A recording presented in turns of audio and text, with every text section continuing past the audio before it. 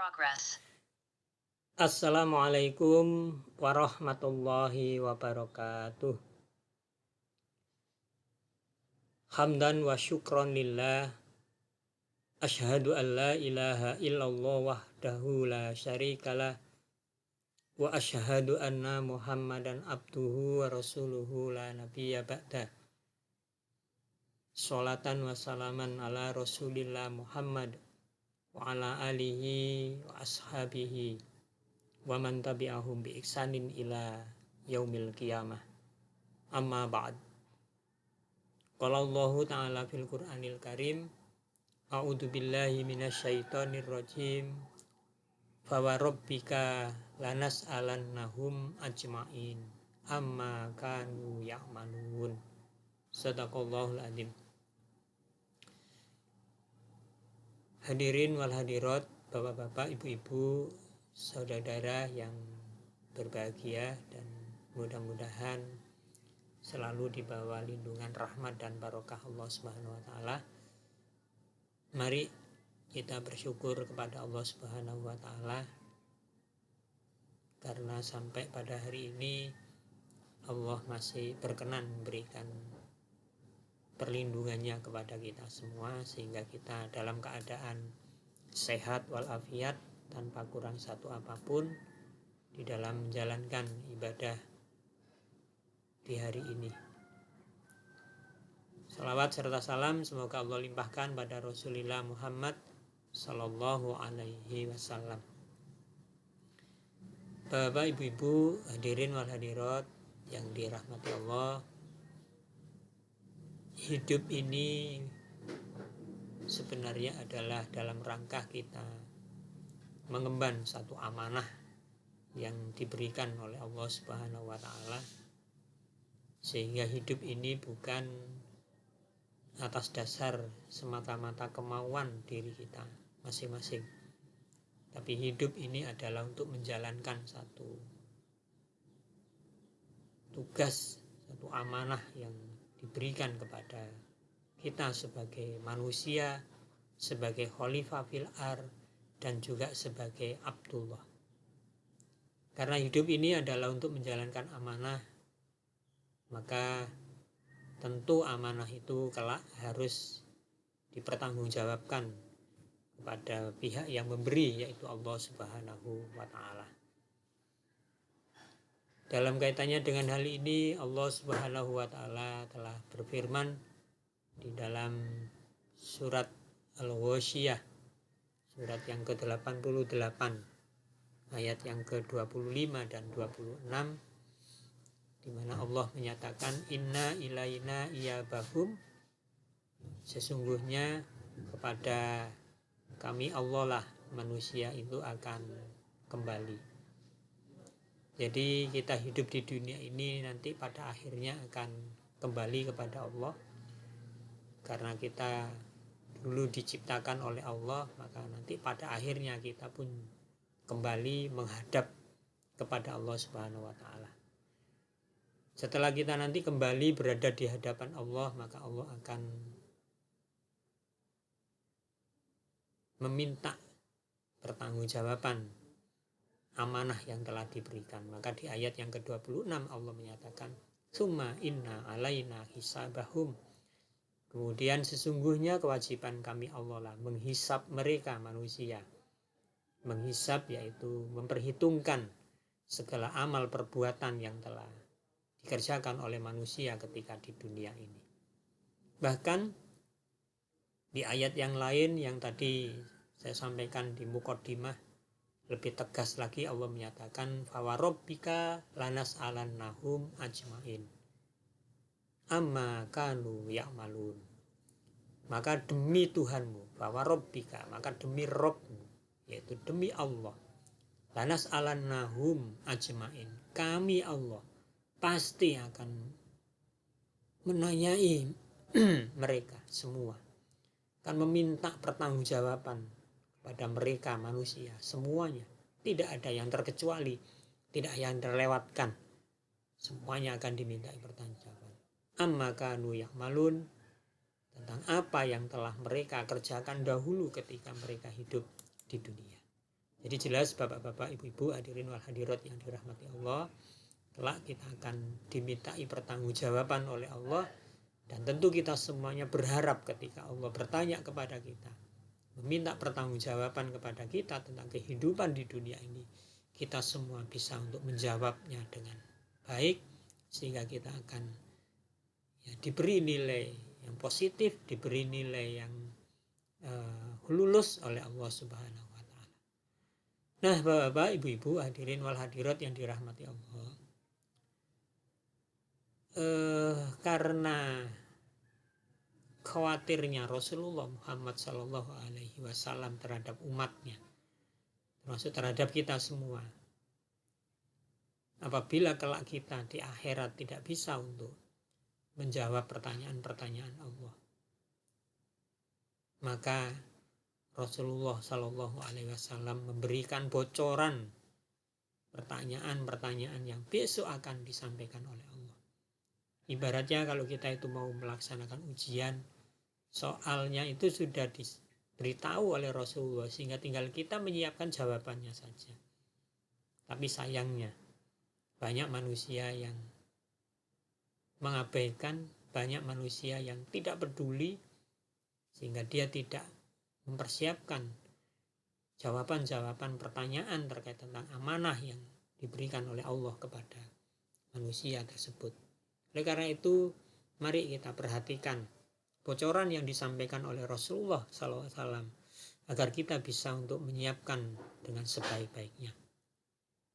Di dalam satu riwayat yang disampaikan oleh sahabat Abu Barzah radhiyallahu an, dia bercerita bahwa Rasulullah Shallallahu Alaihi Wasallam bersabda, la tajulu qadama abdi yaumal qiyamati hatta yus'al an umurihi fima afnah wa an ilmihi fima fa'al wa amalihi min aina tasabahu wa fima anfaqah wa an jismihi fima ablah. Rasulullah menyatakan, la tazulu qadama abdi yaumal qiyamati hatta yus'al. Tidak akan bergeser kedua kaki seorang hamba di hari kiamat besok ketika dia dihisab, dimintai pertanggungjawaban oleh Allah Subhanahu wa Ta'ala, sampai Allah menanyakan tentang beberapa hal terkait tentang kehidupannya. Yang pertama dikatakan oleh Rasulullah, an umurihi fima afnah. Manusia akan ditanya tentang umurnya, umur kehidupannya diisi dengan apa, usia kehidupannya di dunia selama bertahun-tahun diisi dengan apa, apakah diisi dengan kebaikan ataukah diisi dengan kemaksiatan, apakah diisi dengan pahala-pahala kebajikan ataukah diisi dengan kemaksiatan-kemaksiatan dosa. Tentu kita harus bisa untuk menyiapkan jawaban yang terkait tentang umur yang sudah kita isi di dalam kehidupan kita selama bertahun-tahun kita hidup di dunia ini.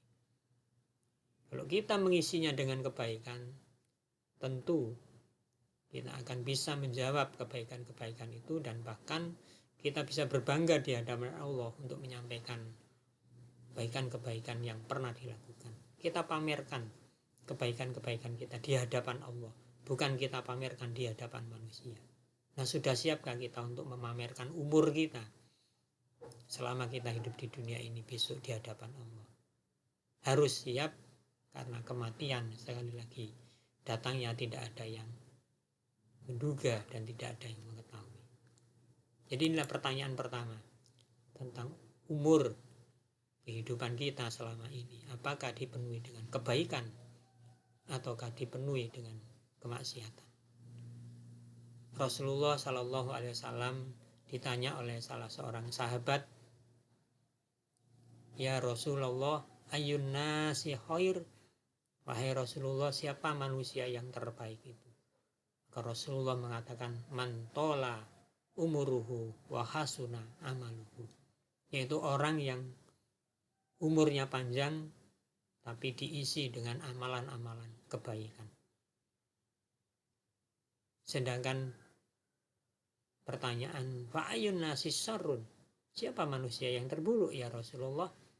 Rasulullah menjawab, mantola umuruhu wasa'a amalu. Orang yang umurnya panjang tapi isi dari umur itu adalah amal-amal yang buruk, amal-amal yang amal-amal yang penuh dengan dosa. Nah, saudara, bapak-bapak, hadirin wal hadirat yang dirahmati Allah, mari kita desain, kita rancang umur kita ini sebaik-baiknya sehingga besok bisa kita pertanggungjawabkan di hadapan Allah. Kemudian yang kedua, pertanyaan yang akan disampaikan oleh Allah besok yaitu tentang wa'an ilmihi fima fa'al. Manusia akan ditanya tentang ilmunya, ilmu yang dimiliki, pemahaman yang dimiliki, pengetahuan yang dimiliki, khususnya pemahaman, pengetahuan tentang nilai-nilai ajaran keagamaan, nilai-nilai ajaran keislaman. Apakah sudah diamalkan ataukah belum? Saya yakin semua hadirin wal hadirat, bapak-bapak, ibu-ibu, saudara mempunyai pemahaman, pengetahuan tentang keberagamaan kita, keberislaman kita. Dulu ketika kita lahir, kita tidak tahu apa-apa. Begitu bayi kita lahir, bisanya hanya menangis. Sehingga Allah mengatakan, wallahu akhrajukum min butuni ummahatikum la ta'lamuna syai'ah. Dan Allah mengeluarkan kamu dari perut ibumu dalam keadaan tidak mengetahui sesuatu apapun. Kemudian kita diberi pemahaman, diberi pengetahuan oleh Allah Subhanahu wa taala. Maka besok Allah mengatakan wa ja'ala lakumus sam'a wal absara wal af'ida la'allakum tashkurun. Kemudian Allah memberi kalian pendengaran, penglihatan, hati dan pikiran agar kalian bersyukur. Dan dengan hati, pikiran, penglihatan, pendengaran itulah kita kemudian bisa mendapatkan pengetahuan, pemahaman. Maka semuanya besok akan dimintai pertanggungjawaban. Apakah pengetahuan, pemahaman yang kita lakukan itu sudah kita amalkan, ataukah hanya sekedar menjadi pengetahuan, sekedar menjadi sebuah pemahaman yang ada di benak kepala kita. Banyak manusia yang sebenarnya paham, sebenarnya tahu ibadah-ibadah yang harus dilakukan, tapi ternyata pengetahuan dan pemahamannya itu hanya mengendap di dalam kepala, di dalam pikirannya, dan tidak pernah diamalkan dalam kehidupan sehari-hari. Oleh karena itu mari apa yang sudah kita pahami, yang sudah kita mengerti dalam kehidupan ini semaksimal mungkin kita kerjakan, sehingga besok ketika ditanya oleh Allah tentang ilmu, pemahaman, pengetahuan yang kita miliki, kita sudah bisa untuk menjawabnya. Kemudian yang ketiga yaitu wa amalihi min aina tasabahu wa fima anfaqahu. Manusia akan ditanya tentang hartanya.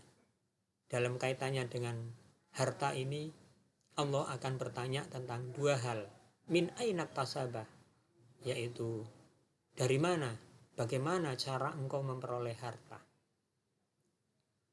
Mencari harta bisa dikatakan gampang-gampang susah.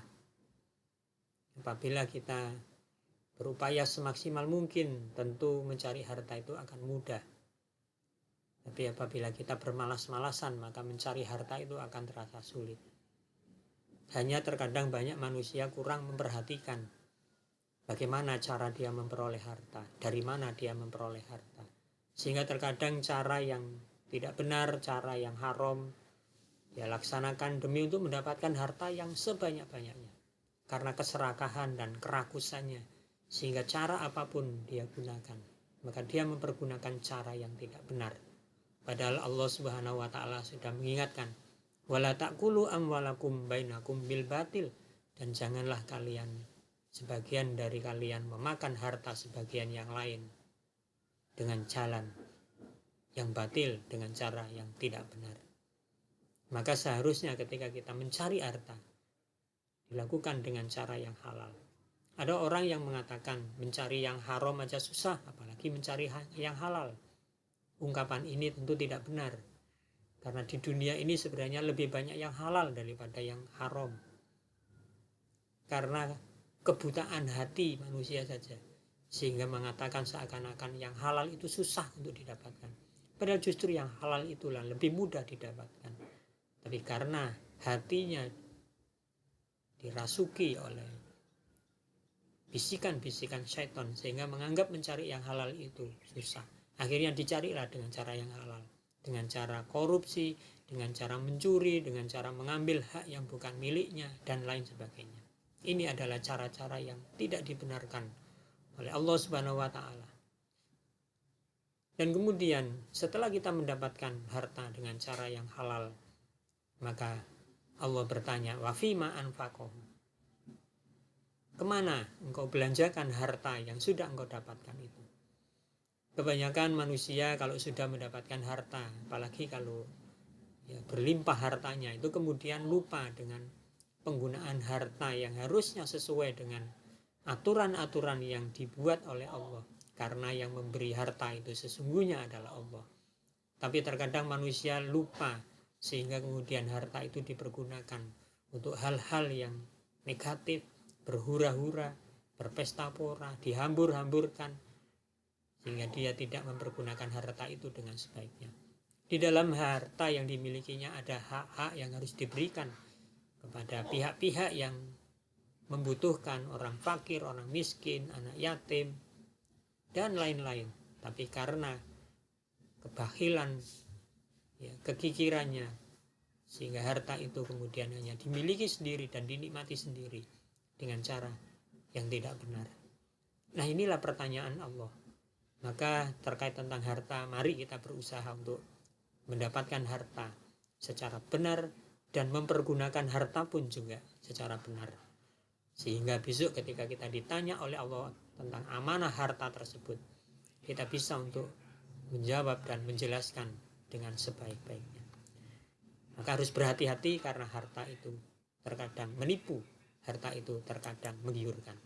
Kemudian yang keempat, yang terakhir, pertanyaan yang akan diajukan oleh Allah kepada setiap manusia besok adalah wa an jismihi fima ablah.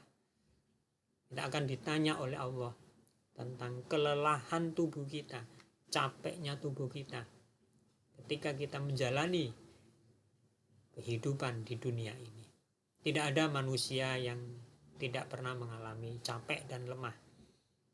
Manusia bukan robot, sehingga dalam menjalani kehidupan ini terkadang manusia itu mengalami kelelahan. Nah, ada beberapa kelelahan yang diapresiasi oleh Allah, sehingga besok ketika kita ditanya oleh Allah tentang kelelahan-kelelahan hidup di dunia ini, apabila 8 hal itu bisa kita sampaikan, maka tentu itu merupakan jawaban yang sangat tepat.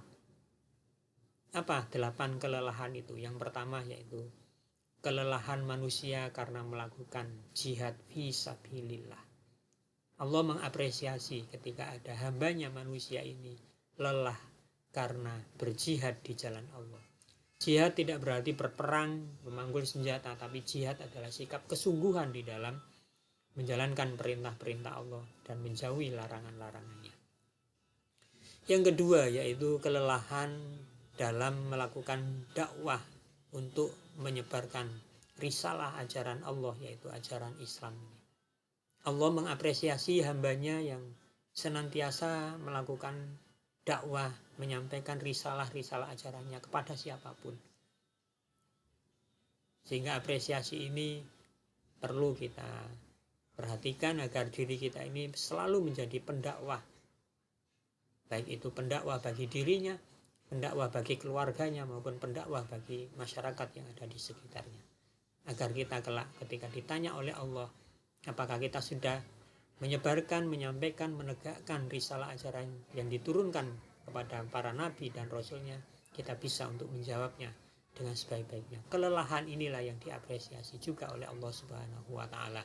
Kemudian yang ketiga yaitu kelelahan karena melaksanakan ibadah dan amal soleh. Hidup ini adalah untuk menjalankan ritual-ritual ibadah yang diperintahkan oleh Allah. Hidup ini adalah untuk menjalankan amal-amal soleh yang diperintahkan oleh Allah. Tentu ketika kita menjalankan berbagai macam amal soleh, ibadah-ibadah itu ada rasa capek, ada rasa lelah. Termasuk kita berpuasa di bulan Ramadan, mengerjakan ibadah-ibadah sholat, dan juga yang lain-lain. Kita tentu merasa capek, merasa lelah. Tapi yakinlah bahwa kelelahan kita karena beribadah itu diapresiasi oleh Allah Subhanahu wa ta'ala. Kemudian yang keempat yaitu kelelahan seorang ibu yang mengandung calon putra-putrinya. Kemudian ketika sudah saatnya lahir, dia melahirkan dan bahkan menyusui dengan ikhlas ya, untuk menerima amanah yang diberikan oleh Allah. Lelahnya seorang ibu yang hamil mengandung sampai 8-9 bulan, kemudian menyusuinya sampai 2 tahun dan melahirkan dalam keadaan sakit. Apabila dia ikhlas menerima itu semua, maka Allah mengapresiasi kelelahan itu. Yang kelima yaitu kelelahan karena mencari nafkah bagi seorang pemimpin keluarga, bapak ataupun orang tua. Dari pagi kita berangkat, pulang sore, capek, lelah.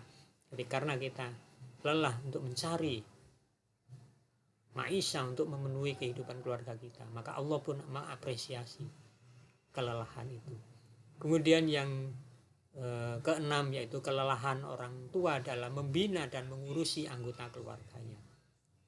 Bukan satu hal yang ringan untuk mendidik, membina anggota keluarga agar menjadi keluarga yang sakinah, menjadi keluarga yang berbahagia. Tentu ya, dibutuhkan tenaga yang ekstra dan pikiran-pikiran yang kuat agar keluarga terbina menjadi keluarga yang baik, sakinah, dan bahagia. Kelelahan itu juga diapresiasi oleh Allah. Yang ketujuh yaitu kelelahan seseorang yang sedang belajar menuntut ilmu. Jauh-jauh kita berhijrah ke satu kota, ke satu tempat untuk belajar menuntut ilmu, termasuk kita bertaklim, ya, capek lelah mempelajari ilmu, mencari ilmu, itu pun juga diapresiasi oleh Allah Subhanahu wa ta'ala. Kemudian yang kedelapan, yang terakhir yaitu kelelahan seseorang yang sedang kesusahan, sedang miskin, sedang sakit. Kadang orang susah, orang miskin, orang sakit itu tidak bisa berbuat apa-apa. Dia berupaya untuk melakukan perubahan-perubahan, tapi terkadang ya, hasilnya tidak seperti yang diharapkan. Maka ketika dia lelah untuk menjadi orang miskin, lelah menjadi sakit, lelah menjadi susah, dan ikhlas menjalaninya, menerima itu sebagai sebuah ujian dari Allah, maka Allah mengapresiasi mereka dengan pahala kebaikan. Nah inilah wa'an jismihi fima ablah. Capek lelahnya tubuh kita itu karena apa?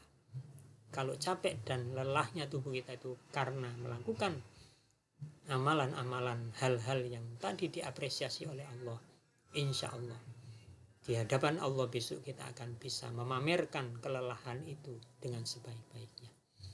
Nah inilah bapak-bapak, ibu-ibu, hadirin wal hadirat yang dirahmati Allah ya, 4 hal yang besok akan dihisab, dimintai pertanggungjawaban oleh Allah Subhanahu wa ta'ala yang dibocorkan oleh Rasulullah Sallallahu Alaihi Wasallam. Mudah-mudahan besok kita semua bisa untuk menjawab pertanyaan-pertanyaan itu dengan sebaik-baiknya, sehingga mudah-mudahan kita lulus dan kita mendapatkan ya, pahala kebajikan dan dimasukkan ke dalam surganya.